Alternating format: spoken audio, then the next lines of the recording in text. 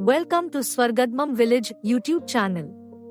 Today concept kangaroo గురించి ఆసక్తికరమైన విషయాలు. 1. కంగారూలు ఆస్ట్రేలియా జాతీయ జంతువులు మరియు దేశ గుండెలో భాగంగా ఉన్నాయి.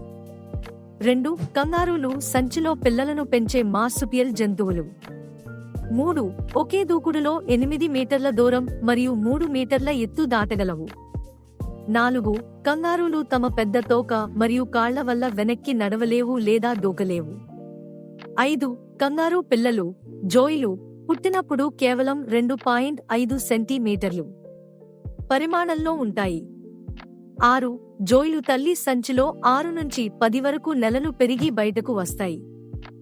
7. కంగారూలు ఆహారం తినడం, శుభ్రం చేసుకోవడం వంటి పనులకు ఎడమ చేతిని ఎక్కువగా ఉపయోగిస్తాయి. 8. గంటకు 56 కిలోమీటర్లు వేగంతో దూకగలవు, చిన్న దూరాల్లో 70 కిలోమీటర్లు వరకు చేరతాయి. 9. కంగారూలు మాబ్ లేదా ట్రూప్ అనే సమూహాలలో 10 లేదా అంతకంటే ఎక్కువగా జీవిస్తాయి. 10. కంగారూలు గడ్డి, ఆకులు, చిన్న పొదలను తింటాయి మరియు నీరు తక్కువగా అవసరం. 11.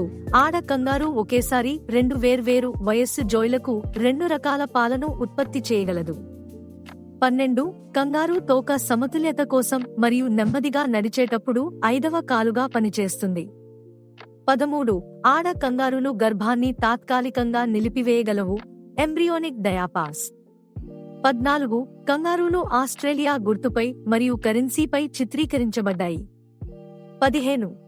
కంగారూలు మంచి ఈతగాళ్లు మరియు శత్రువులను నీటిలో ముంచి రక్షించుకుంటాయి. ఈ ఆసక్తికర విషయాలు కంగారూల ప్రత్యేకతను మరియు ఆస్ట్రేలియా పర్యావరణంలో వాటి పాత్రను తెలియజేస్తాయి.